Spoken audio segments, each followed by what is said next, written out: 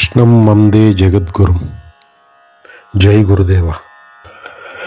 భగవానుడు ఇంతకుముందు అర్జునుణ్ణి నీవు నాకు నా భక్తుడువు కనుక, మిత్రుడువు కనుక ఈ రహస్య జ్ఞానాన్ని నీకు చెబుతున్నాను అని అన్నారు. అత్యున్నతమైన జ్ఞాన దృష్టికోణంలో భక్తుడు అంటే ఎవరైతే స్వస్వరూప అనుభవాన్ని పొంది ఆత్మగా నిలబడి ఉన్నాడో వాడు ఇంకా విడిపడటానికి ఏమీ లేదు. మిగతా అన్ని స్థాయిలలో విడివడి ఉండడానికి అవకాశం ఉంది. అంటే మహాజ్ఞానియే ఆ ఏకాత్మ స్థితిలో విడివడి ఉండడానికి అవకాశం లేని స్థితిలో ఒకటి ఉంటే ఇంకా విడివడాలంటే కనీసం రెండు ఉండాలి. ఆ ఒకటిగానున్న స్థితిలో విడివడలేని అనుభవైక స్థితిలో అవిభక్తుడుగా ఉంటాడు. అంటే నిజమైన భక్తుడు అంటే అవిభక్తుడు. అవిభక్తుడే నిజమైన భక్తుడు. జ్ఞానియే అవిభక్తుడు. ఇంకా విభక్తానికి దారి లేని స్థితి అది.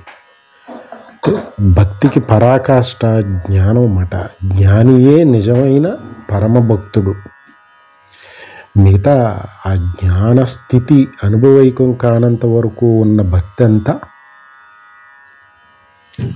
దానిని భగవద్ దృష్టి కోణంలో, శరణాగతి కోణంలో నిరంతరం భగవత్ చింతన, భగవంతుని పొందాలని, భగవత్ కృపను పొందాలని తదేకమైన దీక్షతో ఉండటంలో ఆ మనస్సు భగవంతుని తోటి కూడి ఉంటుంది కాబట్టి దాన్ని భక్తి అన్నారు. కానీ నిజమైన పరాభక్తి అవిభక్త భక్తుడే నిజమైన భక్తుడు. జ్ఞానియే అవిభక్త భక్తుడు.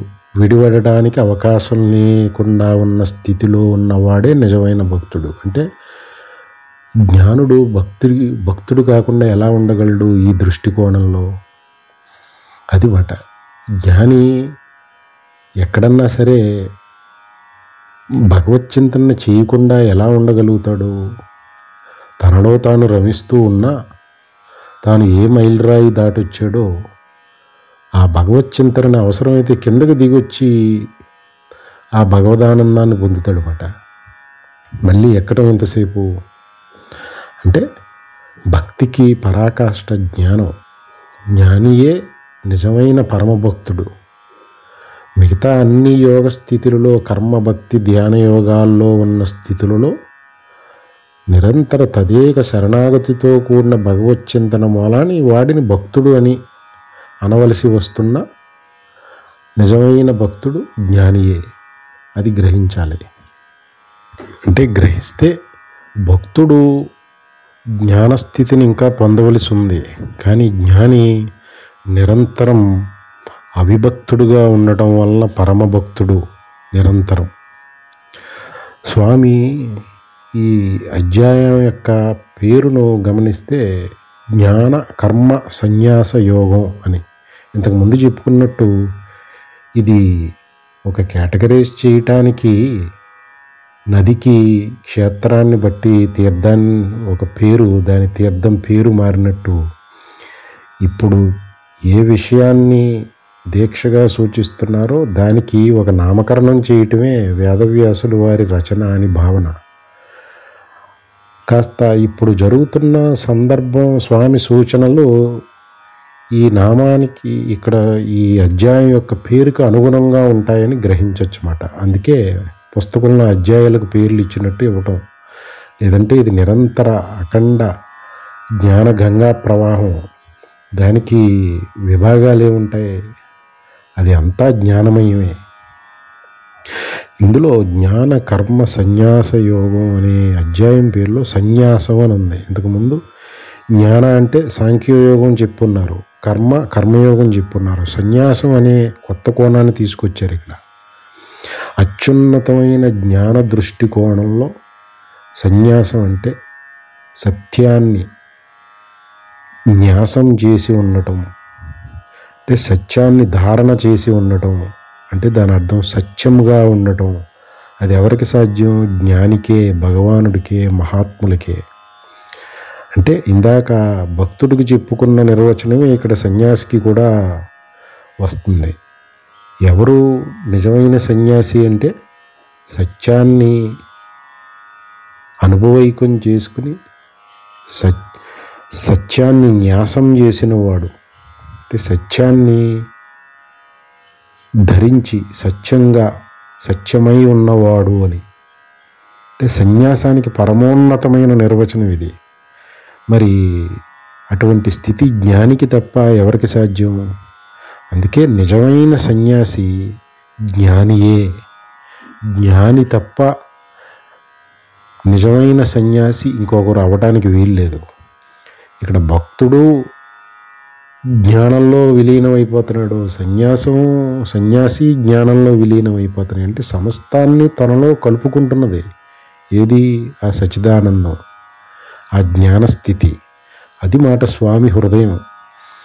ఆ భగవద్గీత అంతా కూడా ఆత్మమయుడై ఆత్మగా ఉంటూ ఆత్మస్థితికి చేర్చే ప్రయత్నం జీవుణ్ణి.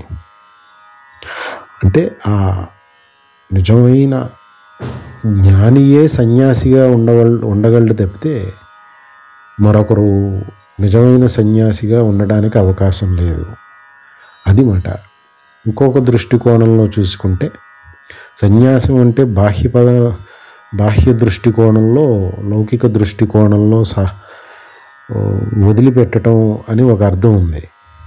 ఇంకొక ఉన్నతమైన అర్థం సమస్తాన్ని పవిత్రీకరించడం అని కూడా అర్థం ఉంది. సమస్తాన్ని పవిత్రీకరించగలిగేది కేవలం ఆ ఏకాత్మ అనుభవైక స్థితి, మహాత్ముల జ్ఞానుల స్థితియే. ఎందుకంటే సమస్తాన్ని తనలో రీకన్సైల్ చేసుకుని ఆ పరమ పవిత్రమైన స్థితిలో అంతర్భాగమైన ప్రతీది పవిత్రం కాకుండా ఎందుకుంటుంది? అందుకని సమస్తాన్ని పవిత్రీకరించగలిగేది జ్ఞానియే, మహాత్ములే. అందుకని సన్యాసానికి పవిత్రీకరించటం సమస్తాన్ని అని నిర్వచనం ఉంటే అది జ్ఞానికే, మహాత్మునికే సాధ్యం. అందుకని నిజమైన సన్యాసి ఆ కోణంలో చూసినా జ్ఞానియే. మరి లౌకిక పరంగా వదిలిపెట్టడం సన్యాసం అని వైరాగ్యపరమైన కోణాన్ని సాధనామయమైన దృష్టికోణంలో ఆశ్రమపరంగా చెప్పడం జరిగిందని భావించాలి. ఈ సన్యాసాన్ని కర్మ సంబంధ సన్యాసం అని భావించవచ్చు. ఈ ఆశ్రమాలు బ్రహ్మచర్య, గృహస్థు, వానప్రస్థు సన్యాసాశ్రమాలు ఏవైతే ఉన్నాయో లోకంలో, అవి అందులో సన్యాసం అనేదాన్ని ఈ 4 ఆశ్రమాలని కర్మపరంగా విభజన జరిగిన ఆశ్రమాల కింద భావించవచ్చు. ఎందుకంటే గృహస్థాశ్రమంలో ఉండే కర్మలు కాస్త ఎక్కువగా ఉంటాయి. గృహస్థుడికి వేద విహిత కర్మలు ఎక్కువగా ఉంటాయి. అంటే స్వధర్మం ఆచరించడంలో ఉండే కర్మలు గృహస్థుకి కాస్త ఎక్కువగా ఉంటాయి. సన్యాసికి అంత కర్మ స్వధర్మం ఆచరించడంలో ఉండదు. సన్యాసికి స్వధర్మం ఉంటుంది, లేదంటే పరధర్మపరుడు పాపంలో పడిపోతాడు. కానీ గృహస్థుకున్నన్ని కర్మలు వేదంలో వేద విహితమైన కర్మల సన్యాసాశ్రమానికి లేవు. కానీ కర్మల యొక్క క్వాంటిటీ, వాల్యూమ్ పరంగా సన్యాసికి కాస్త ఊరటం ఉంది, ఉపశమనం ఉంది కర్మల తీవ్రత సంఖ్య పరంగా. ఆ పరంగా అందుకునే ఇంద్రియ మనోనిగ్రహం కాస్త సాధించి ఇంద్రియాలు భోగం వారికి ధర్మబద్ధంగా గృహస్థాశ్రమంలో ఉండి అనుభవించి ఇంద్రియాలను తృప్తిపరుచుకోవాలన్న కోరిక లేని పక్షంలో సన్యాసాన్ని స్వీకరించినప్పుడు వారికి కలిగిన ఉపశమనం, కర్మల యొక్క తీవ్రత తగ్గింది. దంత మాత్రాన వారు జ్ఞానులని కాదు. వారు సాధన చేయటానికి కాషాయం ధరించి తక్కువ కర్మలో ఉన్న ఆశ్రమాన్ని ఎంచుకున్నారు. కర్మ సంబంధమైన సన్యాసం అది. కర్మ లెస్ వాల్యూమ్ రిలేటెడ్ టు కర్మ అని అనుకోవచ్చు. అది ఆశ్రమం. ఆ పరంగా వారు కర్మలని కాస్త తగ్గించుకుని వైరాగ్య భావనతో ఉండడం వలన కొన్ని కర్మలను వదిలిపెట్టడం అవకాశం ధర్మబద్ధంగా లభించడం వలన సన్యాసులు దాన్ని సన్యాసాశ్రమం అని అన్నారు. అంతే తప్పితే సమస్తాన్ని పవిత్రీకరించే శక్తి కానీ సత్యాన్ని న్యాసం చేసున్న శక్తి కానీ లేదు. అది సాధన చేసి సాధించాలి.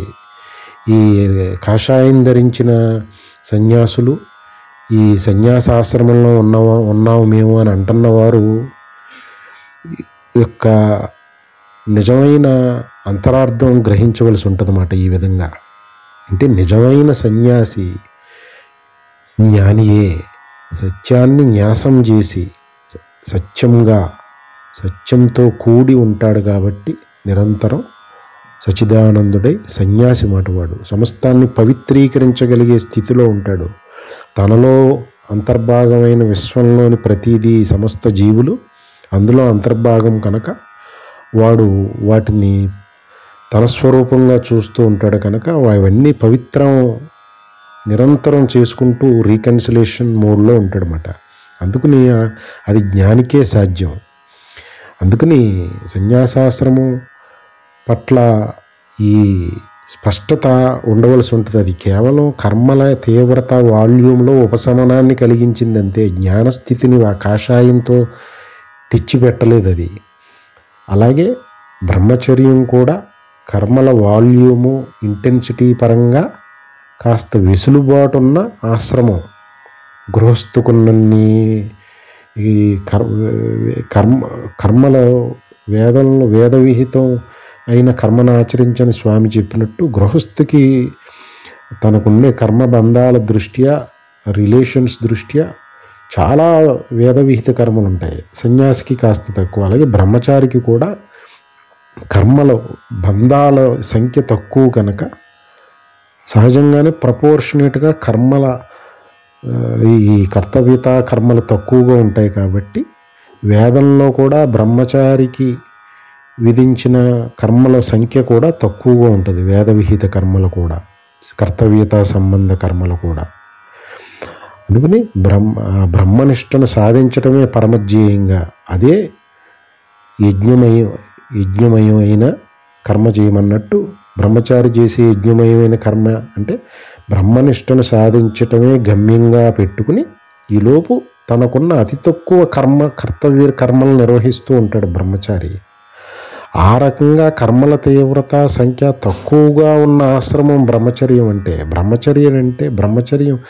బ్రహ్మచారిగా ఉన్నంత మాత్రాన బ్రహ్మనిష్ఠుడని కాదు, ఇది గ్రహించాలన్నమాట. అంటే నిజమైన బ్రహ్మచారి కూడా జ్ఞానియే, మహాత్ముడే. కారణం బ్రహ్మనిష్ఠుడు, వారు బ్రహ్మనిష్ఠులు నిరంతర అఖండ ఆనందంలో ఉంటూ ఉండేవారు. వారు వర్తమానంలో వారు నిజమైన బ్రహ్మచర్యానికి అత్యున్నతమైన నిర్వచనం జ్ఞానియే. అంటే సమస్తం జ్ఞానంలో ఎలా విలీనం అయిపోతున్నాయో ఆశ్రమాలు, భక్తుడు వీళ్ళందరూ గ్రహించవచ్చుమాట. అందుకనే ఆ విశ్వరూపంలో సమస్తం నా స్వరూపమే అని అనటంలో ఇంతటి అంతరార్థం ఉంటుంది. అది మననం ద్వారా విశ్లేషించుకుని సమన్వయం చేసుకోవాలి. ఇది సాధకుడికున్న కర్తవ్యం.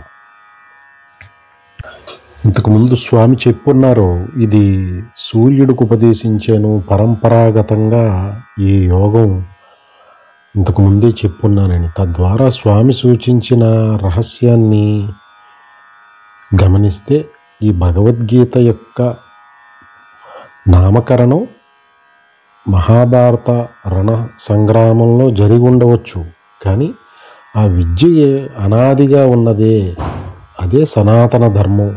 అంటే అనాదిగా ఉన్న ధర్మం అంటే దాన్ని ఇంకా అత్యున్నతంగా చెప్పుకుంటే ఆ పరబ్రహ్మ తన స్వస్థితిని రమిస్తూ తానుగా ఉంటూ ఉండగా తనలోని అంతర్భాగమైన జీవులకి వేదం ద్వారా విధించిన స్వధర్మమే సనాతన ధర్మం. అంటే సనాతన ధర్మం ధర్మాచరణ, అది మతం కాదు, కులం కాదు, జాతి కాదు, వర్ణం కాదు. అంటే ఇది భగవానుడు అనంత స్వరూపుడు, అనాది, ఆద్యంతాలు లేనివాడు. ఈ సనాతన ధర్మం అదే. ఈ స్వధర్మం, వేద విహిత కర్మలు కూడా అనాదివే. ఇదే యోగం అని సూచిస్తున్నారు స్వామి. ఇక్కడ దానికి ఒక నామకరణం, ఈ గ్రంథస్థం ఒక సిస్టమేటిక్ చాప్టర్ వైజ్ డివిజన్ ఇక్కడ జరిగి ఉండవచ్చు బహుశా. కానీ ఈ విద్య కేవలం ఈ ద్వాపర యుగంలో మహాభారత రణసంగ్రామంలో అర్జునుడికే మొదలైంది కాదు అని స్వామి సూచిస్తున్నారన్నమాట. అంటే గురుస్థానాన్ని వహించిన మహాత్ములందరూ వచించవలసింది సనాతన ధర్మం, స్వధర్మం, వేదవిహిత కర్మ అయిన యోగస్వరూపమైన భగవద్గీతనే, దాని యొక్క హృదయాన్నే బోధగా సూచిస్తారు. అది దాంట్లో మార్పులు చేర్పులు చేయటానికి ఏముండవు. లోకంలో అజ్ఞానంతో గురు రూపాలు ధరించిన ఆశ్రమ గురువులైతే దానిని ఎన్కాష్ చేయడానికి ఎన్ని రకాల క్యాపిటలైజేషన్ ఇన్స్ట్రుమెంట్స్ అన్నా తయారు చేస్తారు భగవద్గీత నుంచి. కానీ సత్యపరంగా, సత్యాత్మపరంగా ప్రతి మహాత్ముడు యొక్క హృదయం భగవానుడు హృదయమే. వారు వచించేది అనాదిగా పరంపరాగతంగా వస్తున్నది సనాతన ధర్మం. దానినే భగవద్గీత అని ఒక నామకరణం చేయటం జరిగిందంతే. ఇది అనాదిగా అందుతున్న విద్య, రహస్య విద్య, గుహ్య విద్య అని గ్రహించాలి. ఇక్కడ ఈ అధ్యాయానికి జ్ఞాన కర్మ సన్యాస యోగం అని నామకరణం దృష్ట్యా చూస్తే, ఇందాక చెప్పుకున్న అత్యున్నత సమన్వయం ఒక క్షణం పక్కన పెడితే, దిగి వచ్చి చూస్తే జ్ఞానపరమైన కర్మ, యోగపరమైన కర్మ, సాంఖ్యయోగం, కర్మయోగం ఆచరించటం వలన సన్యాస స్థితి, అంటే సత్తుని న్యాసం చేసి సత్తుగా ఎదగగలిగే స్థితి వస్తుందని ఒక విధంగా భావించవచ్చు. ఇంకొకటి, ఈ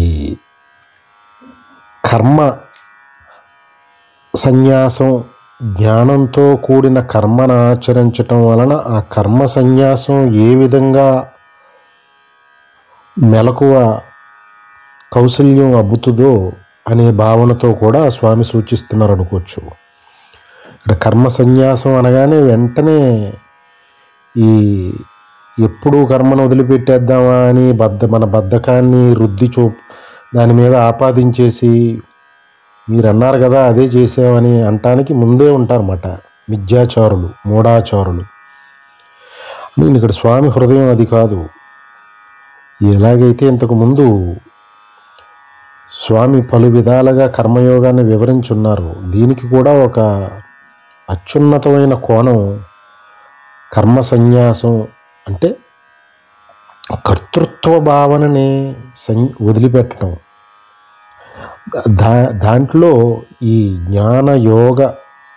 జ్ఞాన కర్మ సన్యాస యోగం అని వచించటంలో ఈ అధ్యాయానికి ఈ జ్ఞానంతో యోగపరమైన కర్మ లేదా జ్ఞానం గురించి యోగపరమైన కర్మను ఆచరిస్తే అది కర్మ సన్యాసానికి ఎలా దారితీస్తుందో, ఆ సాధకుడు యొక్క చైతన్య స్థాయిని కర్మ సన్యాస స్థితికి ఏ విధంగా తీసుకెళ్తుందో సూచించే బోధ అని గ్రహించవచ్చు.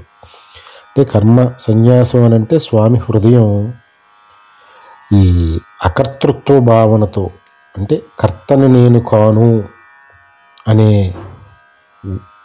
స్థిరత్వ బుద్ధి ఏర్పడే స్థితికి చైతన్య స్థాయిని తీసుకువెళ్ళటానికి స్వామి చేసే బోధ సూచనలు ఇందులో ఉంటాయని గ్రహించాలి.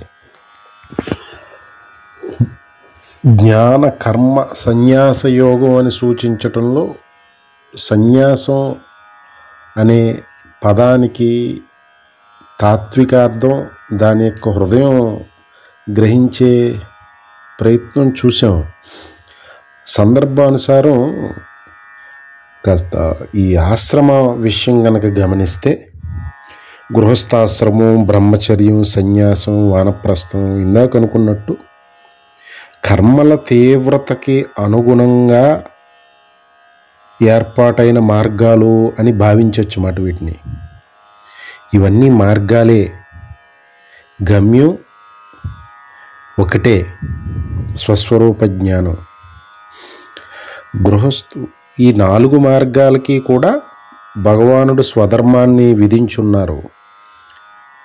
ఏ మార్గమో స్వధర్మానికి అతీతం కాదు. స్వధర్మం అంటే ఏమిటో ఇంతకు ముందున్న స్వామి చెప్పింది చార్ట్ మోడ్లో కన్స్ట్రక్టివ్గా లిస్ట్ చేసుకుని మనల్ని అందులో లిట్మస్ టెస్ట్ చేసుకోవచ్చని చూస్తున్నాం. అంటే ఈ 4 ఆశ్రమాల వారికి కూడా స్వధర్మం అంటే వేద విదిత కర్మ లేదా యజ్ఞపరమైన కర్మ ఉండనే ఉంటుంది. కాకపోతే ఉదాహరణకి గృహస్థుకి 100 కర్మలు ఉంటే బ్రహ్మచారికి 50 కర్మలు ఉండొచ్చు, సన్యాసికి 25 కర్మలు, వానప్రస్థుకు 10 కర్మలు. ఉదాహరణకి ఆ రేషియో, ఆ ప్రపోర్షన్, ఇంటెన్సిటీని రిలేట్ చేసుకుంటానికి ఇలా చూస్తే ఆ 10 అయినా కూడా నిత్యకర్మలు, ఈ నిత్య కాలకృత్యాలు, ఆకలి, దప్పిక తదితర తప్పించలేని నిత్యకర్మలు వానప్రస్థుకి తప్పు. అందుకని 10 అనుకున్నా సన్యాసికి ఒక 25 అనుకుంటే బ్రహ్మచారికి 50 అయితే గృహస్థుకు 100 ఉంటాయి. ఆ 100కి 100 కర్మల మూల్యం గృహస్థు చెల్లించడానికి కారణం ఇంద్రియ సంబంధ సుఖాలని ధర్మబద్ధం చేసుకుంటానికి గృహస్థాశ్రమం స్వీకరించున్నాడు. దానికి చెల్లించవలసిన మూల్యం 100 కర్మలు. మరి ఇంద్రియ సంబంధ లోలత్వంతో భ్రష్టుడై నాశనం అవటం కంటే ధర్మబద్ధమైన ఇంద్రియ సంబంధ సుఖాన్ని అనుభవించటం మేలని ఋషులు వేదవిహిత కర్మపరంగా గృహస్థాశ్రమాన్ని ఏర్పాటు చేశారని భావించవచ్చుమాట.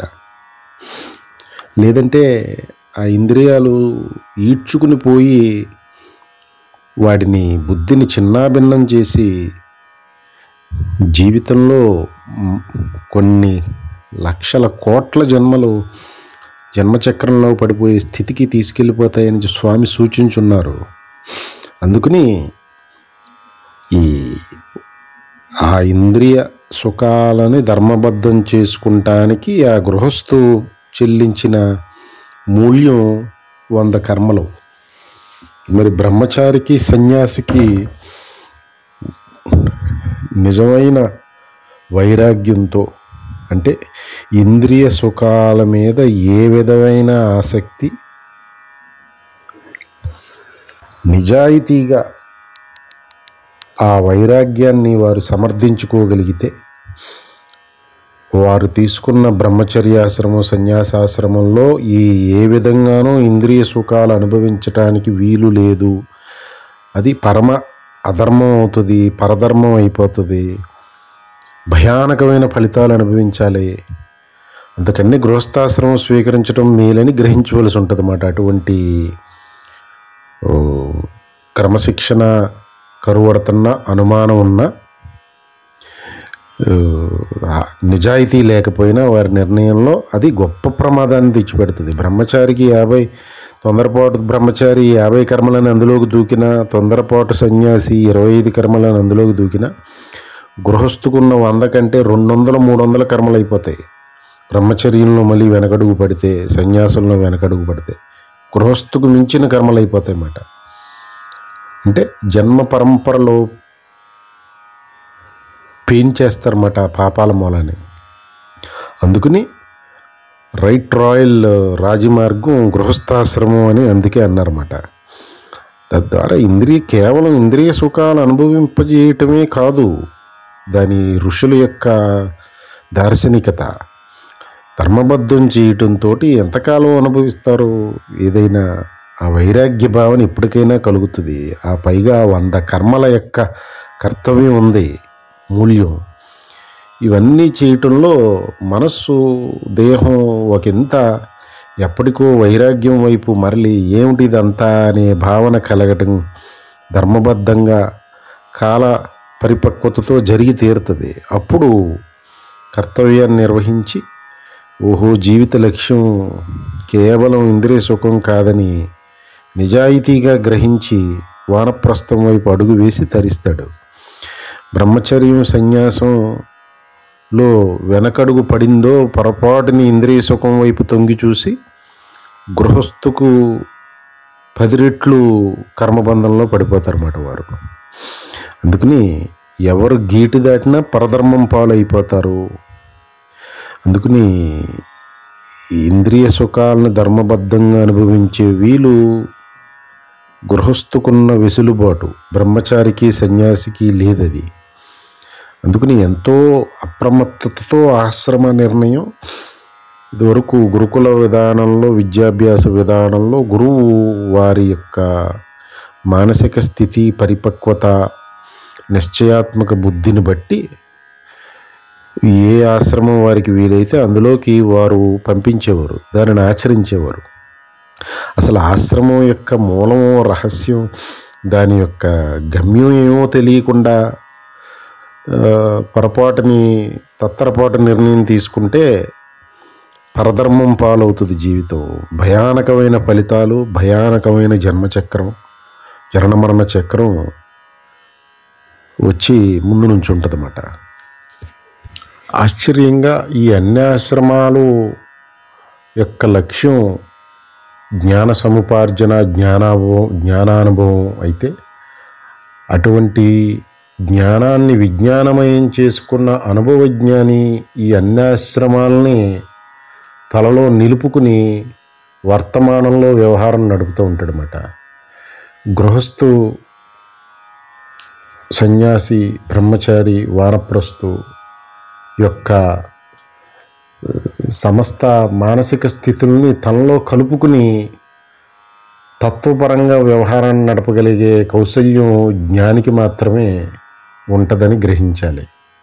అంటే ఎప్పుడైతే గమ్యం చేరినాయో ఈ 4 మార్గాలు, గమ్యంలో ఈ 4 విలీనం అవుతాయి.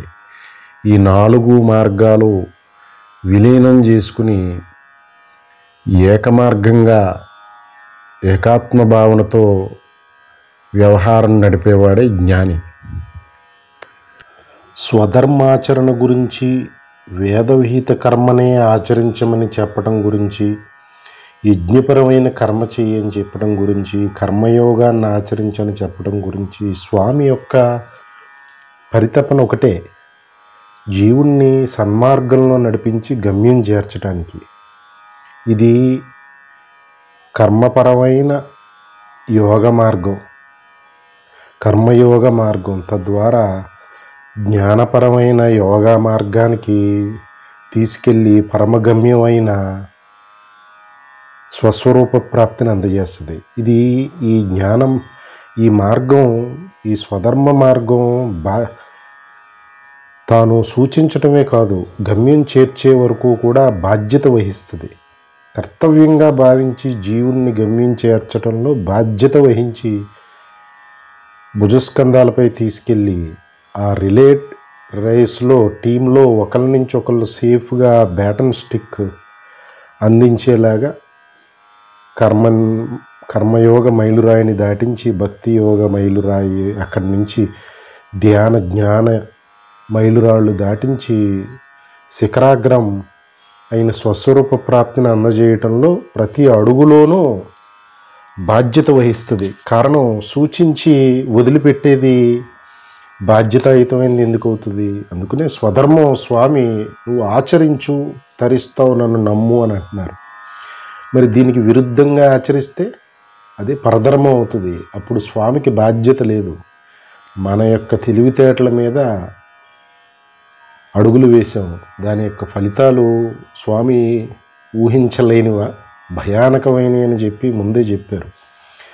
ఇప్పుడు అనుకున్న 4 ఆశ్రమాలు వేద విహితమైనవి. ఋషులు దర్శించి మనుష్యుల యొక్క మనోస్థితి, ఇంద్రియ విషయాల పట్ల వారికి ఉన్న వైరాగ్య స్థితిని బట్టి విధించినవి. ఈ 4 ఆశ్రమాలు కూడా మార్గాలు. వీటికి ఏ మార్గానికి ఆ మార్గానికి సంబంధించిన ఇంటెన్సిటీ, గ్రావిటీ, ఆ కర్తవ్యాలు వేద విహిత కర్మలు స్వధర్మం ఇది అని చెప్పి విధించటమైంది. అది వదిలిపెట్టి ఈనాటి దేశకాలమాన పరిస్థితులు చూస్తుంటే ఎవరు ఏ ఆశ్రమంలో ఉన్నారో తెలియని పరిస్థితి. గృహస్థాశ్రమం యొక్క ఆ హృదయమే అర్థమవని రోజులు, వివాహ వ్యవస్థే దెబ్బతినేసిన రోజులు కనపడుతున్నాయి. ఎంతటి భరోసా భార్య పట్ల భర్తకి, భార్య నుంచి భర్తకి, భర్త నుంచి భార్యకి, ఇద్దరూ కలిసి సాగించే ఆ దివ్య జీవనం ఎంతటి మహోన్నత స్థితికి వారిద్దరినీ తీసుకువెళ్ళేది. ఆ కుటుంబం ఎంతటి కర్తవ్యతానిష్టతో గృహాన్ని నిర్వహించి సమాజం పట్ల కర్తవ్యతాభావంతో, సేవాభావంతో ఉంటూ బ్రహ్మచారుల్ని, సన్యాసుల్ని, వానప్రస్తుల్ని ఆదరిస్తూ ఉండే గృహస్థాశ్రమం ఈరోజు ఆ వివాహం అనేది వేలం వెర్రి వేషాలతో జరిగినంత సమయం కూడా నడవట్లేదు. ఆ దాంపత్యం ఏదో ఒక అనుమానాలు, ఆధిపత్య ధోరణి, అహంకారపు చేష్టలు, ఓర్పు లేనితనం, ఇంకా ఒక కారణం కాదు, ఇంద్రియ నిగ్రహం లేక, వివాహ వ్యవస్థ యొక్క హృదయాన్ని అర్థం చేసుకోక, వివాహం అయి గృహస్థాశ్రమంలో అడుగుపెట్టి నా ఫలితాల్ని ఆస్వాదించకుండానే వారు గృహస్థాశ్రమంలో ఉన్నారా, ఏ ఆశ్రమంలో ఉన్నారో చెప్పలేని పరిస్థితి ఈనాటి దేశకాలమాన పరిస్థితుల్లో నడుస్తుంది. 10 పెళ్ళిళ్ళు జరిగితే అందులో 1, 2, 3 వేళ్ళు మీద తప్పితే మిగతావన్నీ పెటాకులు అవుతున్న రోజులు. ఇంకా ఆశ్రమానికి విలువ లేదు. అంటే పరధర్మ ప్రాధాన్యత పెరిగిపోయింది. భయానకమైన ఫలితాలు అనుభవించడానికి సిద్ధపడిపోతున్నారన్నమాట యువత. గృహస్థాశ్రమానికి ఉండవలసిన విశ్వాసము, ఓర్పు, పరమగమ్యాన్ని సాధించడానికి, చేరటానికి ఆ గృహస్థాశ్రమం అనే మార్గం ధర్మబద్ధమైన భోగానుభవాన్ని ఒక చిన్న విషయమే తప్పితే అది పెద్ద విషయమే కాదు వివాహ వ్యవస్థలో అని కూడా మరిచి, అదే పరమ ప్రాధాన్యంగా చేతిలో డబ్బులు ఉండటమే సర్వతంత్ర స్వతంత్రుల కింద ఎవరిని లెక్క చేయక, ఓర్పు చూపించక నడుస్తున్న ఇప్పటి దేశకాలమాన పరిస్థితిలో గృహస్థాశ్రమం అనే ఆశ్రమం ఉందా అనే అనుమానం రేకెత్తుతుంది. గృహస్థయుండి బ్రహ్మచారిగా వ్యవహరించటం, గృహస్థయుండి సన్యాసిగా వ్యవహరించటం, వానప్రస్తుగా వ్యవహరించటం పరధర్మం అవుతుంది. బ్రహ్మచారి అయ్యుండి గృహస్థు, సన్యాసి, వానప్రస్థాశ్రమ వ్యవహారాలు మానసిక స్థితి ఉంటే అది పరధర్మం అవుతుంది. సన్యాసి అయ్యుండి గృహస్థు, బ్రహ్మచారి సంబంధించిన కర్మల వ్యవహారాల్లో తలదూరిస్తే అది పరధర్మం అవుతుంది. వానప్రస్థు కర్తవ్య నిర్వహణ అంతా అయ్యి కూడా వానప్రస్థాశ్రమం స్వీకరించిన అందు నిలబడకుండా ఇంకా ఏదో అహంకారపు చేష్టలు చేస్తూ పెత్తనం చెలాయించాలని చూస్తూ, ఎందుకు వానప్రస్థాశ్రమం ఇంకా ఇది పరమగమ్యానికి చేర్చడానికి ఇది ఆఖరి మజిలీ కదా జీవితంలో అనే ఎరుకలేని ఇప్పటి దేశకాలమాన పరిస్థితుల్లో అసలు ఆశ్రమాలు ఉన్నాయా అనేటువంటి అగమ్యగోచర పరిస్థితులు నెలకొన్నాయి. ఈ ఆశ్రమమే స్వధర్మాచరణకి ఒక అవకాశాన్ని కల్పించిన రోజులు. ఋషుల దార్శనికత అటువంటిది. అటువంటిది ఆశ్రమమే దెబ్బతింటే, ఒక బౌల్ ఉంటే దాంట్లో, ఒక పాత్ర ఉంటే దాంట్లో నీళ్ళు అన్నా పాలన్నా వేయటానికి ఉంటుంది. పాత్రే లేకపోతే ఎక్కడ నింపగలం? ఇంక స్వధర్మాచరణకి ఆశ్రమ నియమాలు. సో ఆశ్రమం స్వధర్మాచరణకి ఒక పాత్ర వంటిది. ఆ పాత్రనే కలుషితం చేసి లేదంటే నాశనం చేసిన రోజున స్వధర్మాచరణకి అవకాశమైనా ఉంటుందా? అటువంటి స్థితి ఇప్పుడు నడుస్తుందన్నమాట. అంతా పరధర్మ పాలయ్యింది మొత్తం వ్యవస్థ అంతా. అది దాని ఫలితాలు లోకంలో కనపడుతున్నప్పుడు అంతటి భయానకంగానే ఉంటాయి. అది స్వామి సుస్పష్టం చేశారు. కోటికి ఒక్కడో స్వధర్మాచరణ కింద కేటగరైజ్ చేశారు ఆ రేషియో. అందుకని చాలా నిశితంగా ఎరుకతో సర్వశక్తులు ఒడ్డి ఈ జీవిత లక్ష్యం వైపు, యజ్ఞమయ జీవితం అంటే ఆ జీవిత లక్ష్యం భగవత్ప్రాప్తిని పొందటానికి, ఆత్మప్రాప్తిని పొందటానికి అనేది గమ్యంగా నిర్దేశించుకుని ఈ లోపు ఉన్న ఆశ్రమంలో ఆ ఆశ్రమానికి విధించిన వేద విహిత కర్మల్ని స్వధర్మంగా ఆచరిస్తూ వెళ్ళటం, అది భగవానుడి సూచన. అది జరగని రోజుని పరధర్మం పాలవుతుంది జీవితం అని గ్రహించాలి. భగవానుడు పలికిన ఆశ్చర్యకరమైన విషయం, నేను ఈ యోగాన్ని గతంలో సూర్యుడికి వివరించి ఉన్నాను అని చెప్పడంతో అర్జునుడు వెంటనే లాజిక్ ఒకటి పనిచేస్తూ ఉంటుందేమో, తర్కం.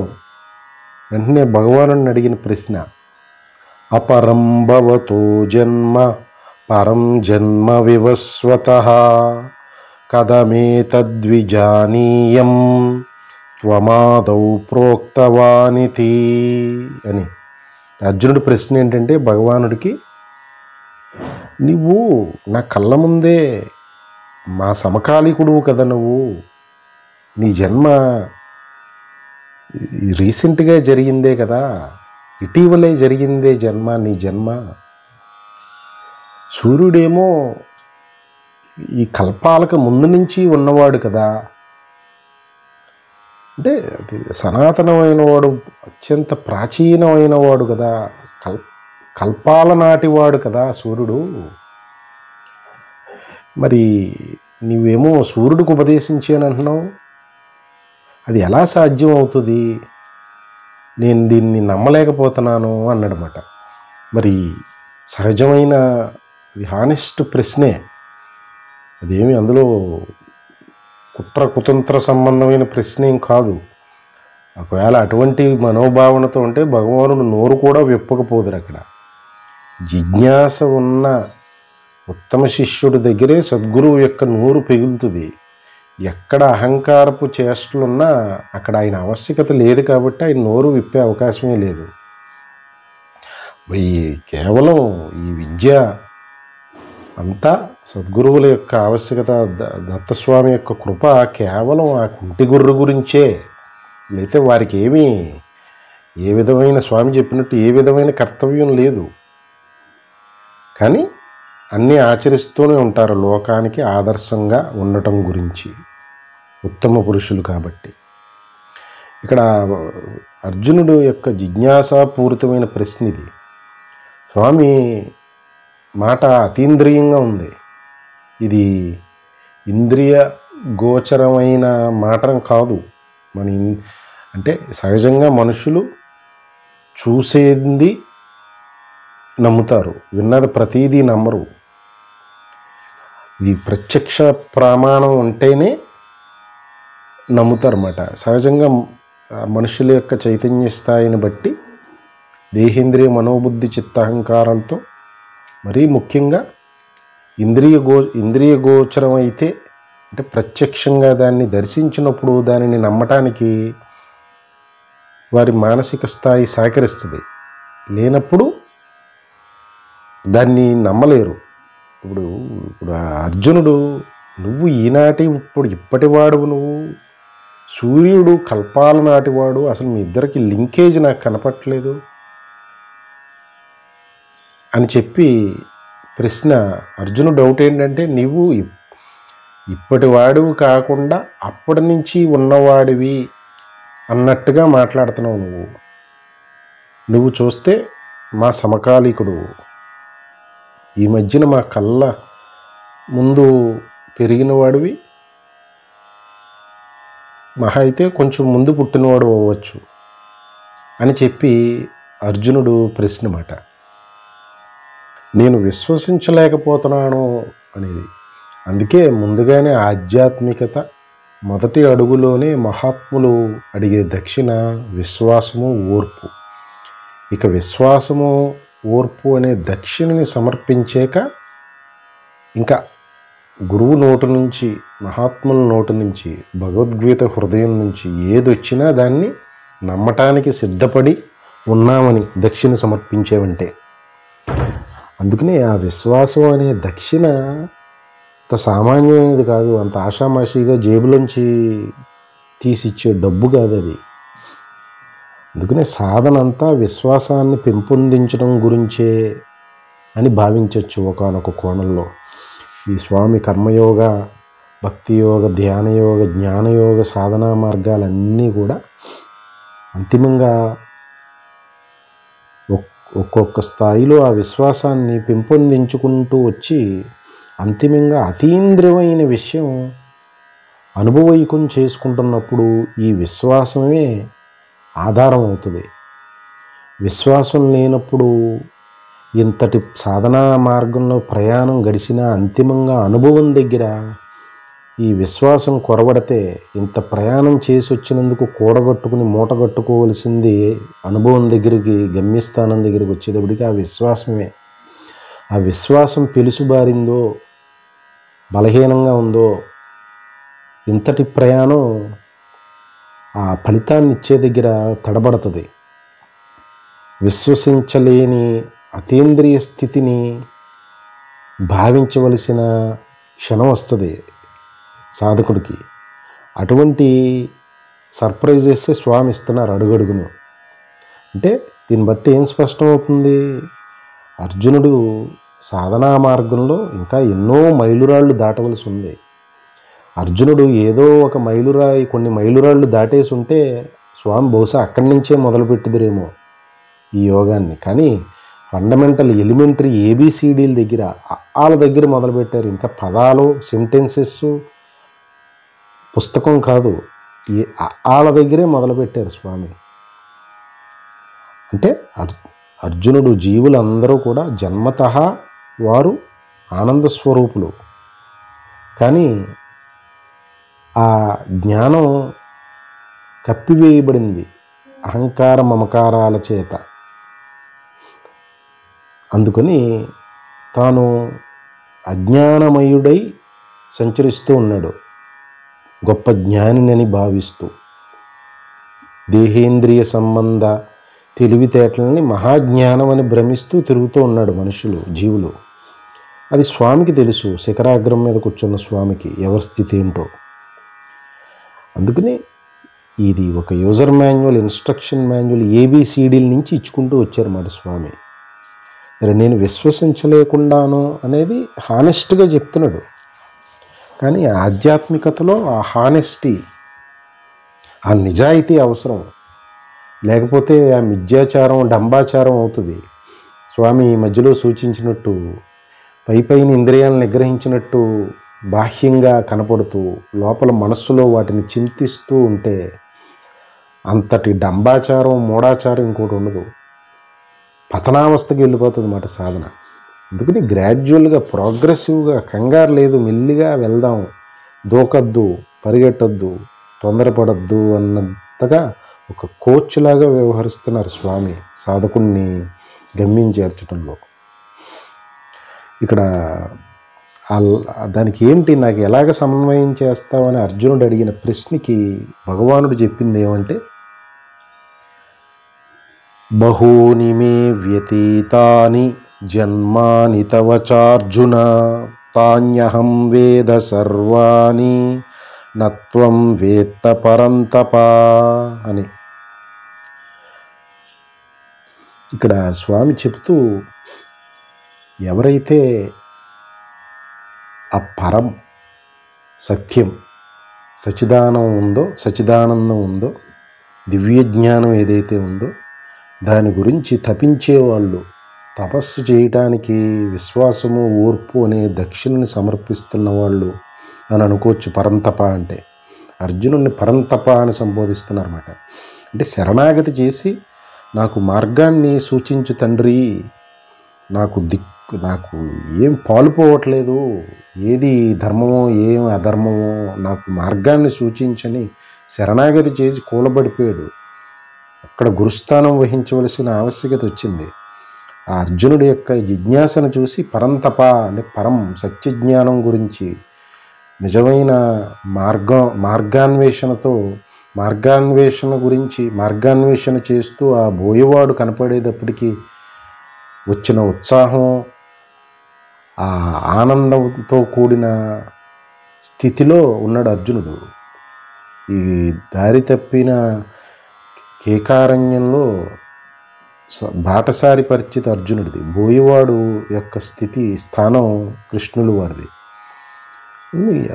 ఆ మార్గం గమ్యం చేరటానికి, అటువంటి కేకారణ్యం నుంచి బయటపడి గమ్యం చేరే మార్గాన్ని సూచించమని అడిగినట్టు భగవానుడు దాన్ని సూచిస్తుంటే, అందుకని దాని గురించి పరితపన పడుతున్నాడు. పరమును గురించి, సత్యజ్ఞానం గురించి, దివ్య జ్ఞానం గురించి తపన పడుతున్నవాడు, తపస్సుకు సిద్ధమైనవాడు, తపించటానికి సిద్ధమైనవాడు కాబట్టి పరంతప అంటున్నారన్నమాట అర్జునుడిని.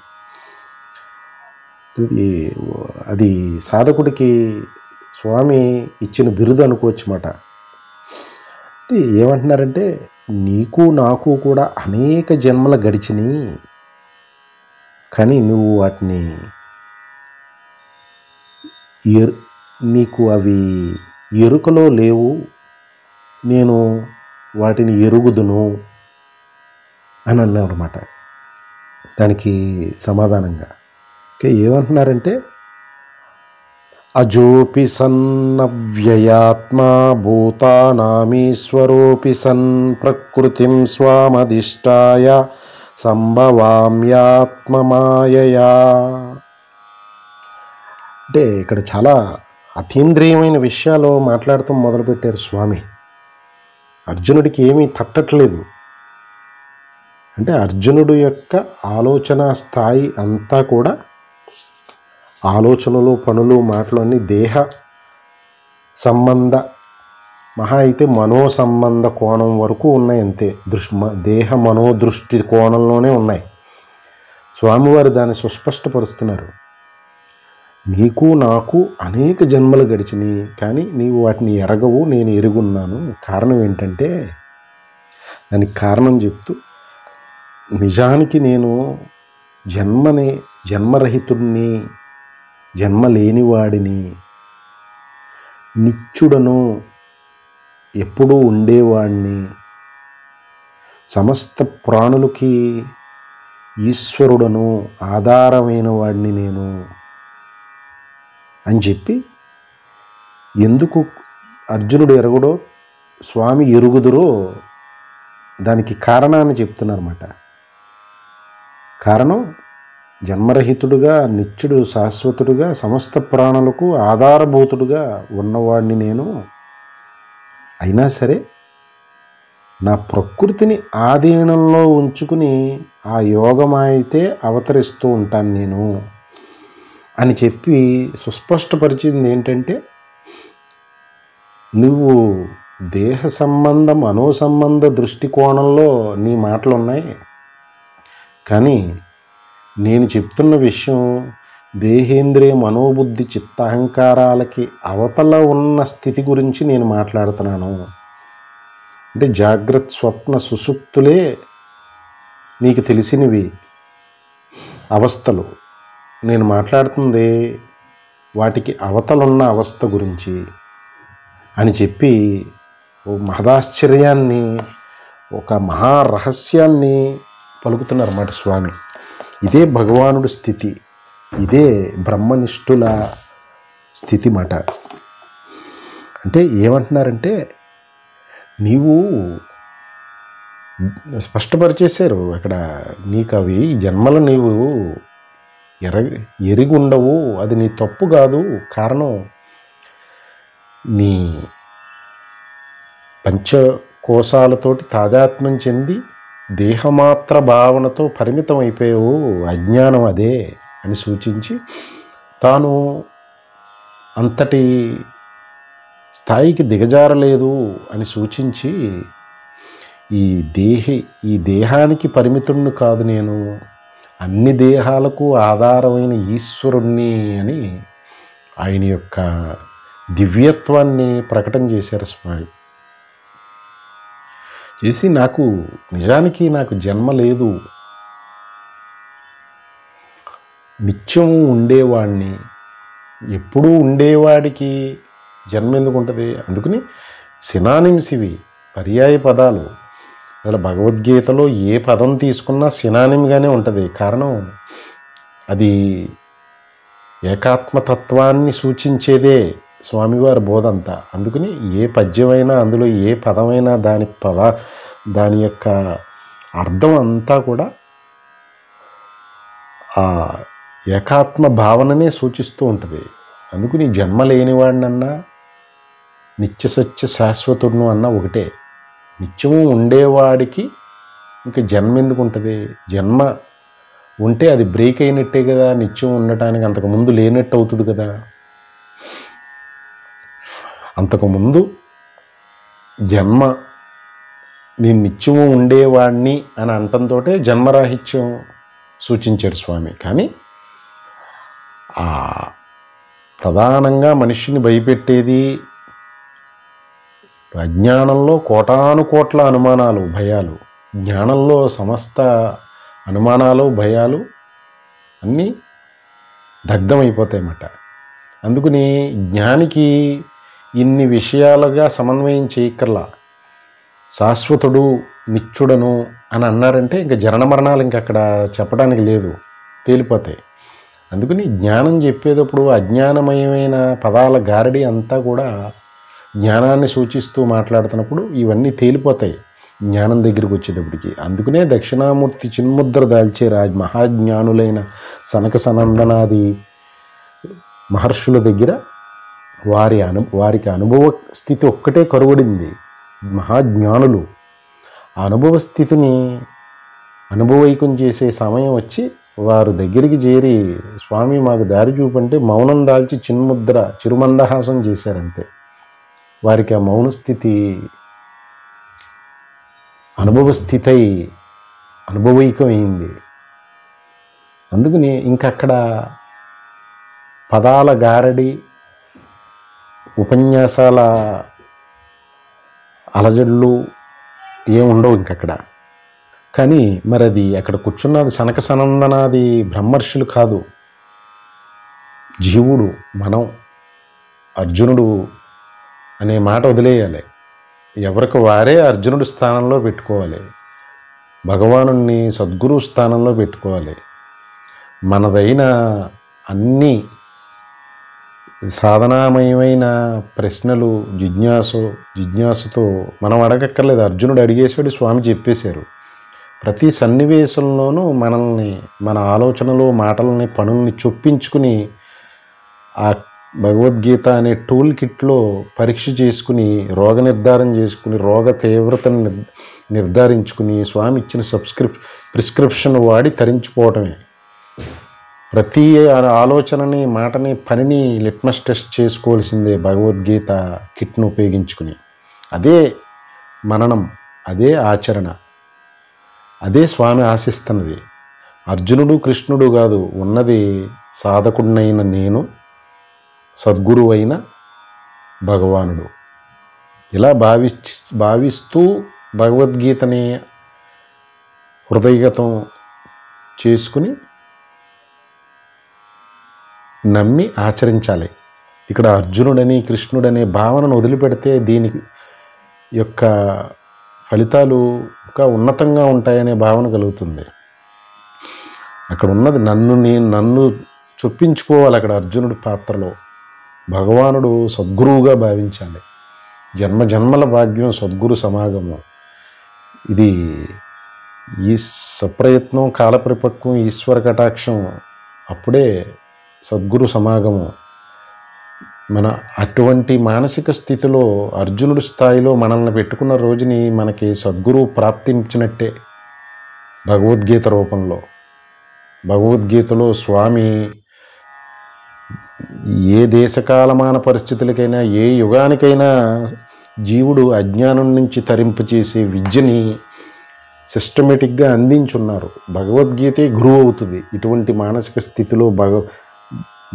భగవద్గీతను కనుక విశ్వసించి ఆచరించడానికి సిద్ధపడితే గురువు దొరికారంటే ఇంకా జన్మకి సార్థకత నెరవేరకుండా ఎలా ఉంటుంది? అందుకని భగవద్గీతని గురువుగా మార్చుకోగలిగే విశ్వాసము, ఓర్పు అనే దక్షిణని సమర్పిస్తే అంతకంటే ఇది స్వామి చోట అన్నట్టు మనుష్యత్వం మోక్షత్వం మహాపురుష సమాశ్రయం అని. మనుష్యుడిగా మారటం ఉత్తమమైనది, మనుష్యుడి జన్మ లభించటం.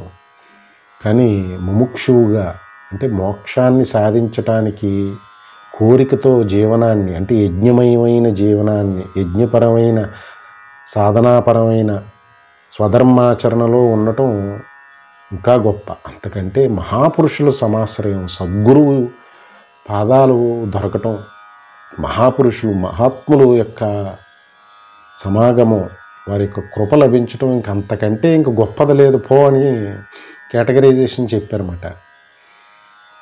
ఇంకంటే ఇక్కడ మనకి ఆ 3వ కేటగిరీలో ఉన్న అత్యున్నతమైన సమాగమం, గురు సమాగమం, గురువు లభ్యమైపోయినట్టే భగవద్గీత రూపంలో.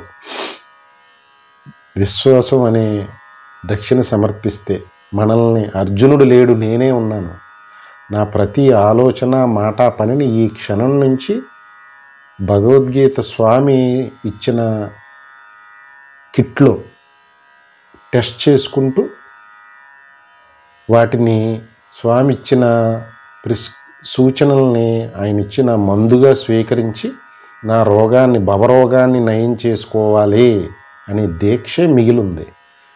తరించటం అనేది తథ్యం, ఇక తిరిగే లేదన్నమాట. సద్గురువు యొక్క సూచనల్ని, జన్మజన్మల భాగ్యం సద్గురువు యొక్క కృప లభించటం, వారి యొక్క మంత్ర సమానమైన మాట లభించటం, అది ఇక్కడ అమృతంగా కురిస్తే భగవద్గీతలో దాన్ని పండింప చేసుకోలేకపోతే ఎంతటి దౌర్భాగ్యం. అనాదిగా యుగాలకి ఇప్పటి దేశకాలమాన పరిస్థితులకు పట్టిన దౌర్భాగ్యం కదా. దీనిని విశ్వసించలేక ఆచరించకుండా ఉన్నాం, పరధర్మం పాలైపోయామంటే ఇంకా జీవితంలో సుఖం శాంతి అనేది ఉండే అవకాశం ఉందా? అందరికీ కావలసినవి అదే. విచిత్రంగా మళ్ళీ అంటే స్వామి ఇక్కడ ఆయన నిత్యుడను శాశ్వతుడును అని అన్నారంటే మళ్ళీ ఇంకా జన్మరహితుడు మరణరహితుడు అని అనక్కర్లేదు, అవి తేలిపోతాయి ఆ పదాలు. కానీ స్వామి అన్నారు అర్జునుడికి, మరి స్పష్టతనివ్వాలి కదా, చైతన్య స్థాయికి అందదు. నేను సనాతుడును నిత్యుడను శాశ్వతుడును అని అంటే అర్జునుడు యొక్క బుద్ధి సూక్ష్మత, జనన మరణాలు లేవు అనేది తనకి తట్టదు బుర్రకి. అందుకని ప్రత్యేకంగా పిహెచ్డి పోస్ట్ గ్రాడ్యుయేషన్ అయిపోయిన తర్వాత ఆ స్టూడెంట్ తోటి పిహెచ్డి చేయించే ప్రొఫెసరుకి మొత్తం ఆ A to Z అందులో ఉన్న ఇంటర్నల్స్ అన్నీ తెలుసు R&D కాన్సెప్ట్లో. కానీ ఆ స్టూడెంట్కి ఎంత ఓర్పుతోనూ ఆ ఎలిమెంటరీ ఆస్పెక్ట్స్ కూడా చెప్తారు. ఆ స్టూడెంట్ అది R&D అయిన తర్వాత దాని అనుభవం స్టూడెంట్కి వస్తుంది. ఈ అనుభవం ఆల్రెడీ సిద్ధింపజేసుకుని ఉన్నాడు ఆ ప్రొఫెసర్. అందుకని చెప్పి ఆ హయ్యెస్ట్ లెవెల్ ఆఫ్ విజ్డమ్ తోటి మాట్లాడరు. మరి అప్పుడు ఆ ప్రొఫెసర్ స్థాయికి పనికిరారు ఆయన.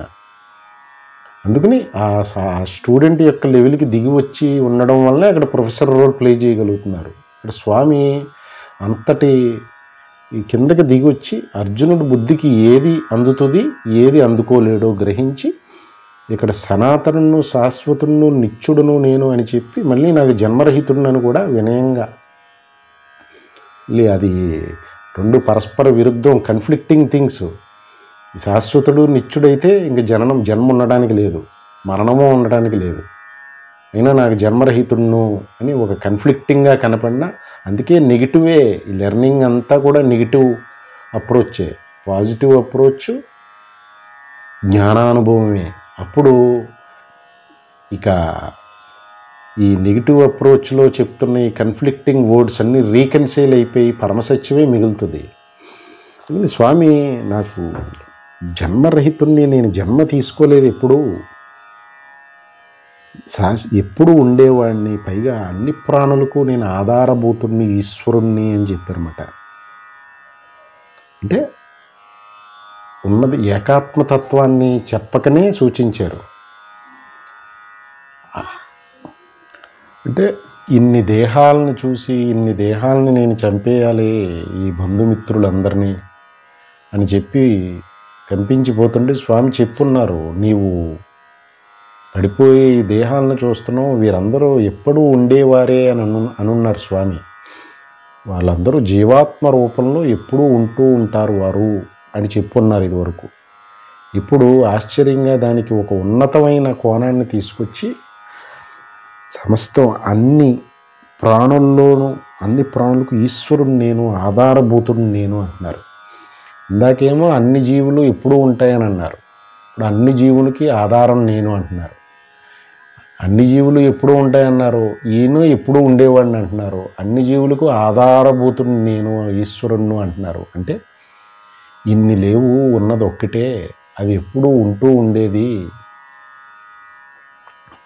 అజ్ఞానం మూలాన జీవభావంతో దేహానికి పరిమితుడై ఉన్న, ఆ దేహాలు పడిపోయినా అజ్ఞాన సమూలంగా నాశనం అవ్వలేదు కాబట్టి ఆ జీవాత్మ మళ్ళీ దేహాన్ని ధరిస్తుంది. అజ్ఞాన నాశనం అయినప్పుడు ఏకాత్మ భావనతో నా స్వస్థితిని చేరినప్పుడు అది నా స్థితి అని ఇండైరెక్ట్గా చెప్పకనే సూచిస్తున్నారన్నమాట స్వామి. అంటే జీవాత్మలు ఎప్పుడూ ఉండేవి అని ఇదివరకని, ఇప్పుడు ఆ అన్ని ప్రాణులకి నేను ఈశ్వరుణ్ణి, ఆధారభూతుణ్ణి అని అంటంలో జీవాత్మలు అప్పటి పరిస్థితిని బట్టి అర్జునుడిని ఓరించడానికి దేహాలు పడతాయంతే, వీళ్ళందరూ ఏమైపోరు, ఎప్పుడు ఉండేవారు, ఇంకో దేహాన్ని ధరిస్తారు, మరలా ఆ దేహంతో వ్యవహారాన్ని నడిపి, ఇది ఇలా నడిసే ఉండే వ్యవహారం, నువ్వు ఈ దేహాలను చూసి వాటిని చంపుతున్నానని కనిపించకు అని చెప్పిన లాజిక్ని ఇప్పుడు పరమోన్నతమైన ఏకాత్మ భావనకి అన్వయించి అన్ని ప్రాణులకి నేను ఆధారభూతుణ్ణి, ఈశ్వరుణ్ణి అని అంటంతో ఇక అన్ని ప్రాణులకి లో ఉన్న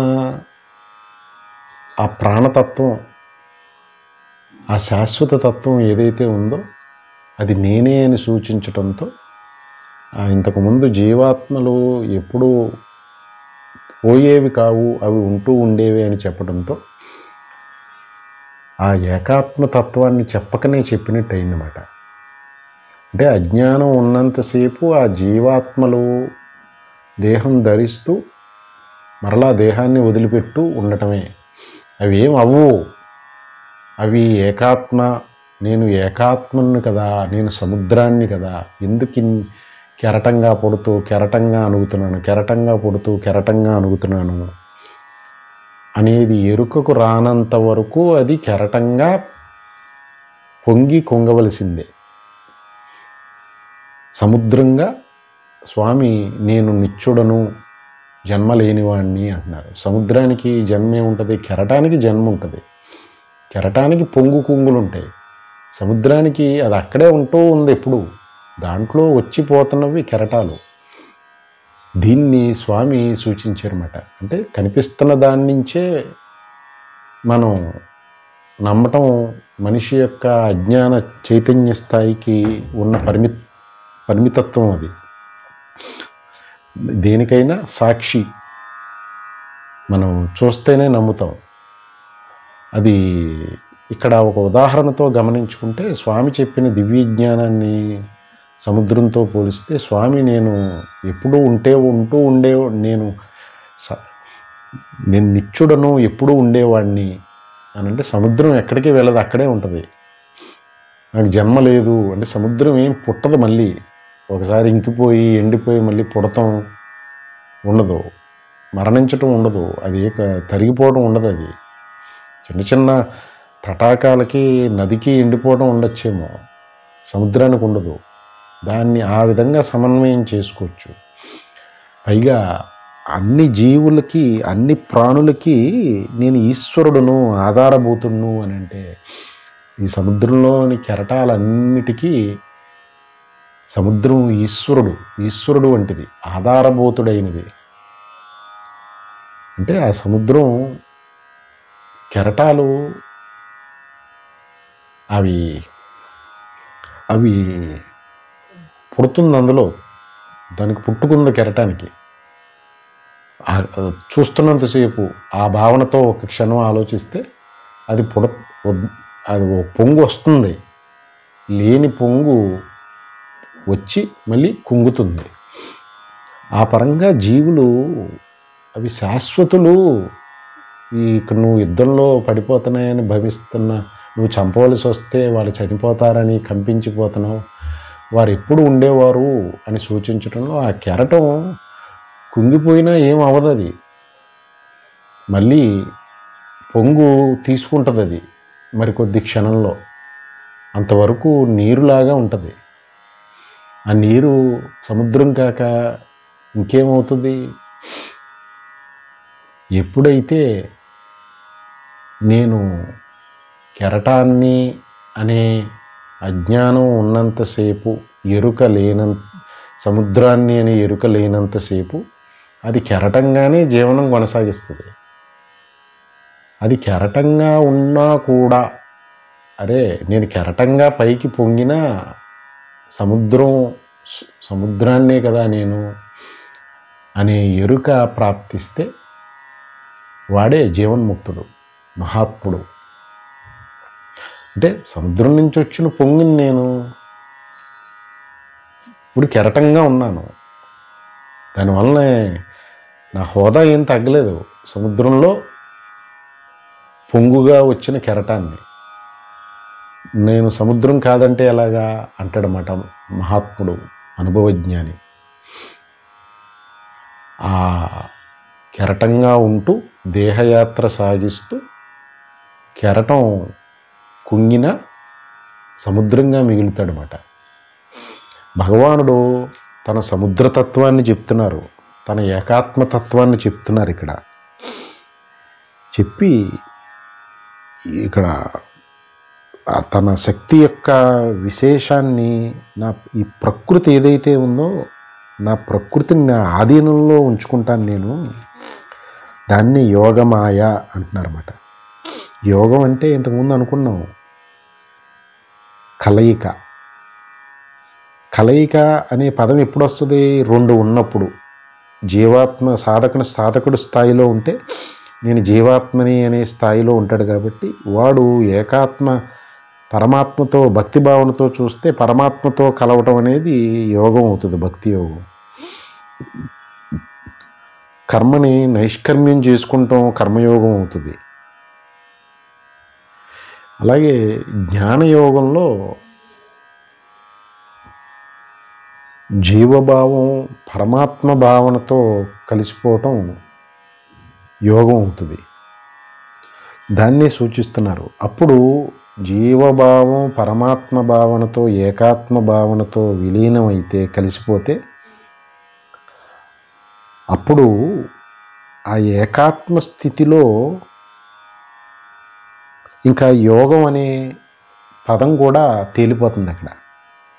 కానీ ఈ కర్మ భక్తి ధ్యాన జ్ఞాన సాధక స్థాయిలలో యోగం అనే పదం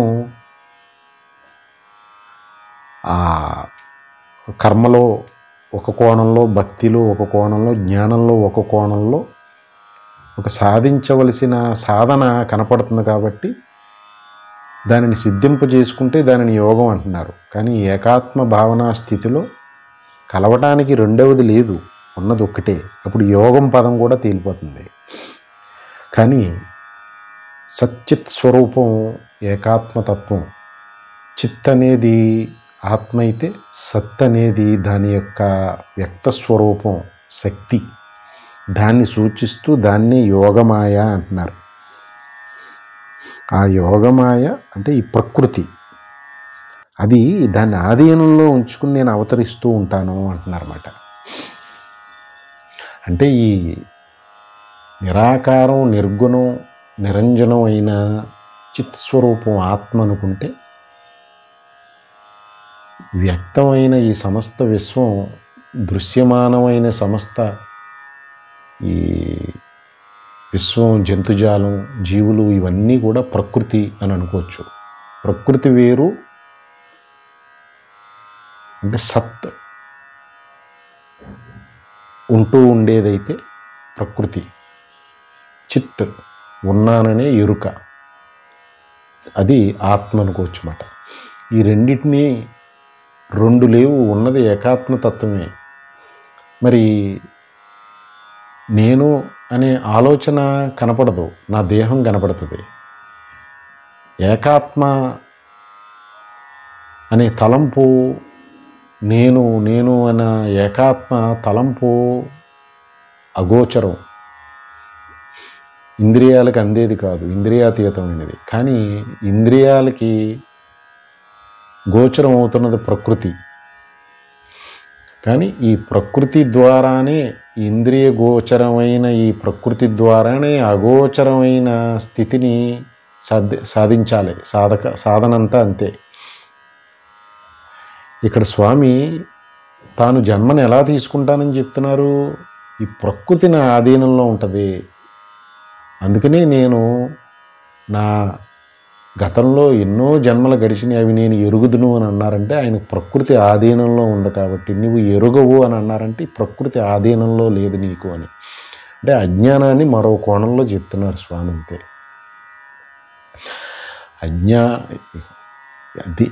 ఈ జ్ఞానం అనేదే ఒకటిగా ఉంటుంది, ఇంకా అజ్ఞానం అనేది 99, జ్ఞానం ఒకటి.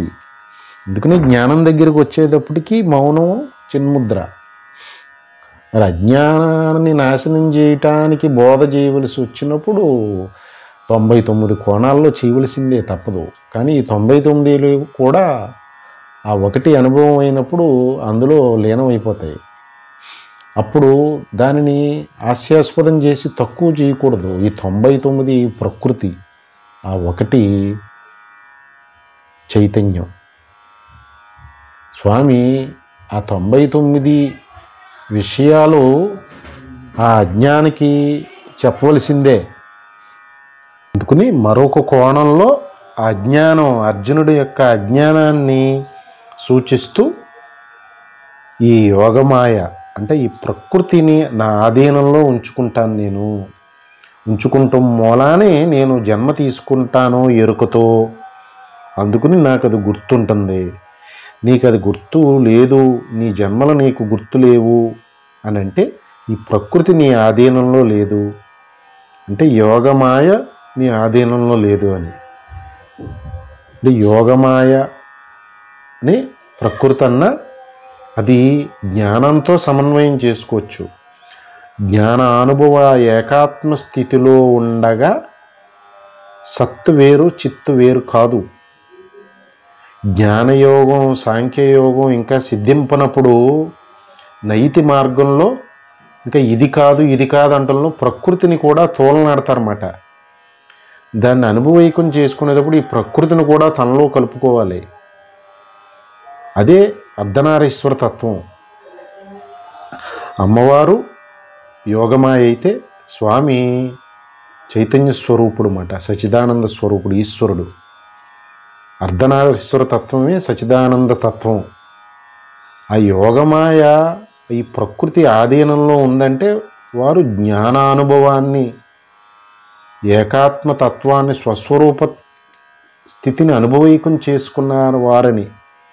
మహాత్ములు, సద్గురువుల, జీవన్ముక్తుల స్థితి అదే. అందుకనే వారు భగవాన్ అని వారిని సూచించిన స్వామి అని అన్న వారు భగవంతుడు, సాక్షాత్ భగవత్ స్వరూపులు, సద్గురువులు, మహాత్ములు. అందుకనే ఈశ్వరుడు అంతటి కిరీటాన్ని ఇచ్చారు. నగురోరధికం నగురోరధికం నగురోరధికం అని. గురువుకు మించింది లేదు అన్నారన్నమాట అమ్మవారితో, పార్వతీదేవితో గురుగీతలో. ఎందుకంటే వారు ఆ ఈశ్వరుడు అంతటి, భగవానుడు అంతటి, శ్రీకృష్ణుడు అంతటి చైతన్య స్థాయిని అనుభవైకం చేసుకున్నారు కాబట్టి, అది ఆ అనుభవైకం చేసుకున్న స్థితిలో వారికి ప్రకృతి వారి ఆధీనంలో ఉండి ఆ యోగమాయ వారి ఆధీనంలో ఉంటుంది. ఆధీనం అంటే దాన్ని ఏదో చెరబట్టి బలవంతంగా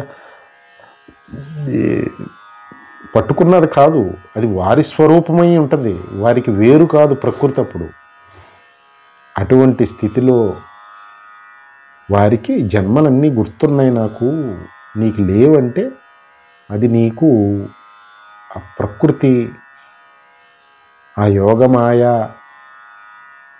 యొక్క విశేషం, దాని యొక్క తత్వం నీకు మరిచావు. నువ్వు అంటే అజ్ఞానంలో ఉన్నావు. నువ్వు అజ్ఞానం ఉన్నంతసేపు దేహ సంబంధ జనన మరణాలనే నీ జీవితకాలంలో జరిగిన జననం, నీ జీవితకాలంలో జరిగిన మరణమే, ఆ దేహానికి సంబంధించినవే జనన మరణాలని భావిస్తున్నావు నువ్వు. కానీ అనాదిగా ఉన్న నేను ఈ సత్యజ్ఞాన స్వరూపుణ్ణి కాబట్టి ఆ ఎరుకతో నాకు ఎన్ని జన్మలు గడిచినా నాకు గుర్తున్నాయి. ఇంతకు ముందు రేపు ముందు తీసుకోబోయేవి కూడా నేను ఈ ఎరుకతోనే నేను జన్మ తీసుకుంటాను అంటే స్వామి అనేక విషయాలు వచ్చేస్తున్నాయి ఇందులో సమన్వయం చేసుకుంటుంటే. స్వామి పలికిన ఒక్క మాటలో అంటే ఎప్పుడైతే ఈ బ్రహ్మ ఇంతకుముందు చెప్పున్నట్టు దేహం పడే సమయంలో ఇటువంటి జ్ఞానాన్ని సిద్ధింపచేసుకున్నవారు బ్రహ్మానందాన్ని పొందుతారు అని ఉన్నారు. వాళ్ళు మరలా జన్మ తీసుకునే అంత అధోగతి ఉండదు అని అన్నారు. జన్మరాహిత్య స్థితికి చేరతానని అన్నారు. అంటే ఇక్కడ స్వామి చెప్పిన దాన్ని బట్టి మహాత్ములు అవతారాలు ఏదన్నా వచ్చినాయి భూమి మీదకి అని అంటే అది భగవంతుడు ఎరుకతో తీసుకున్న జన్మలు. లోక కళ్యాణార్థం ముందు చెప్పబోతారు ఆ విషయం, ఎందుకు ఆయన జన్మ తీసుకోవాల్సి వస్తుందో, కారణం ఏంటో అప్పుడు సమన్వయం చేసుకోవచ్చు. అంటే ఆయన దేహమాత్రుడుగా జన్మే తీసుకున్నా అది వారు తన ప్రకృతిని ఆధారంగా చేసుకుని ఎరుకతో తీసుకున్న జన్మ కాబట్టి అది ఎరుకతో వారికి గుర్తుంటుంది. వారి జీవనం అంతా కూడా ఎరుకతో నడుస్తుంది. అంటే ఆత్మస్వరూపుడై వ్యవహారాన్ని నడుపుతూ ఉంటారన్నమాట అటువంటి వారు. దానిని లీల అనుకోవచ్చు. అందుకనే శ్రీకృష్ణుల వారివి లీలలు అంటారు. అంటే అక్కడ ఏదో పెద్ద చిత్ర విచిత్రమైన మాయలని కాదు, ఆత్మస్వరూపుణ్ణని ఎరుకుతూ ఉంటూ వ్యవహారంలో ప్రకృతిని ఆధీనంలో ఉంచుకుని మాయలో పడకుండా మాయని ఆధీనంలో ఉంచుకుని వ్యవహారం నడుపుతూ ఉంటారు నిర్లిప్తంగా. అది స్వధర్మం. అలా ఆచరించింది స్వధర్మం అవుతుంది. సాధనలో అయితే అది గమ్యానికి చేరుస్తుంది. ఎరుకతో జన్మను తీసుకున్న మహాత్ములైతే ఇంక వారికి ధర్మం అనే పదం కూడా తేలిపోతుంది, స్వధర్మం అనేది. అదే లీలా అని సూచించడం అవుతుందన్నమాట. వారి మాట, పని, ఆలోచన అంతా కూడా లీలా మాత్రంగా ఉంటాయి అవి. అంటే ఇంకా అక్కడ దేనితోటూ తాదాత్మ్యం చెందే స్థితి లేదు. అంతా సాక్షి భావనగా ఆలోచనలు, మాటలు, కర్మలు జరుగుతూ ఉంటాయి. అవి అతీంద్రంగా ఉంటాయి. అందుకని అవి లీలలు అంటారు వాటిని. అంటే స్వామి తాను జన్మ తీసుకున్నా అది తన సంకల్పానుసారమే, తన ఎరుకతో తీసుకున్న జన్మే. అది దేహం ఇంతకుముందు చెప్పినట్టు అది భగవానుడు దేహమైనా, మహాత్ముడు సద్గురువు ఎంతటి అవతార పురుషుల దేహమైనా పడిపోవలసిందే. అది అందరికీ కామన్ అని చెప్పారు స్వామి. శాశ్వతమైనది ఒకటి ఉంటుంది, అది ఏకాత్మ. నువ్వు అజ్ఞానంలో ఉంటే అది జీవాత్మ అని అనుకో, అవి నాశనం అవ్వు. దేహాలను చూసి కంగారు పడకని చెప్పారన్నమాట. ఇప్పుడు జన్మలో నేను సూర్యుడికి బోధించానంటే వెంటనే నువ్వు అనుమానపడి నన్ను ప్రశ్నించావు. నువ్వు నా దేహాన్ని పుట్టడం చూసావు, అంతకి నన్ను పరిమితం చేసావు. నీవి చైతన్య స్థాయి అటువంటిది. కానీ నేను చెప్పింది నమ్ము, విశ్వసించు. ఈ ప్రకృతి నా ఆధీనంలో ఉంటుంది. నేను జన్మించేవాడిని కాదు, మరణించేవాడిని కాదు, ఎప్పుడూ ఉండేవాడిని. అందుకని నేను జన్మే తీసుకున్నా, దేహాన్ని ధరించినా అది నా ప్రకృతిని ఆధీనంలో ఉంచుకుని, ఆ యోగమాయ ఆధీనంలో ఉంచుకుని నేనే పుడతాను. అందుకే నేను కావాలని పుట్టిన జన్మ నాకు గుర్తుండకుండా ఉంటుందా అని స్వామి అత్యంత ఆశ్చర్యకరమైన విషయాన్ని అర్జునుడికి క్లారిఫై చేశారు. ఎందుకు ఆయన సూర్యుడికి బోధించగలిగారో ఇప్పుడు స్పష్టత వచ్చేసింది. ఈ భగవద్గీత అనేది కేవలం భారతానికి సంబంధించిన విద్య కాదు, కానీ అనాదిగా యుగ యుగాలుగా కల్పాంతాల క్రితమే ఈ విద్య పరంపరాగతంగా అందుతూ వస్తుంది. మళ్ళీ ఇప్పుడు నీకు నేను గురుస్థానం వహించాను కాబట్టి దాన్ని నీ చైతన్య స్థాయికి అనుగుణంగా మళ్ళీ చెప్పాను. దాన్ని వేదవ్యాసుల వారు రచన చేసి భారతంలో భాగంగా దానికి మహాభారతం అని గ్రంథస్థం చేయటం మూలన ఈ విద్య భారతంలో ఈ ద్వాపర యుగంలోనే మొదలైన విద్యను అనుకోకూడదు అని స్వామి స్పష్టతనిచ్చేశారన్నమాట. అంటే అదే సనాతన ధర్మం. అనాదిగా ఈ స్వధర్మాచరణ దార్శనికతతో అందించారు. దానిని ఆచరించడం పోయి పరధర్మం పాలైపోయిన జీవితాలు భయానకంగా ఉండక శాంతి ఆనందదాయకం ఎలా అవుతాయి అంటే, ఆయన సూర్యుడికి ఈ విద్యను అందించడానికి ఎందుకు వీలవదు? ఆయన సనాతనుడు, నిత్యుడు అయినప్పుడు ఎన్ని కల్పాల క్రితం ఎంతమంది సూర్యులకైనా దాన్ని అందించగలుగుతారు. అర్జునుడికి స్పష్టతనిచ్చేశారు స్వామి. సర్వం శ్రీ సద్గురార్పణమస్తు. జై గురుదత్త.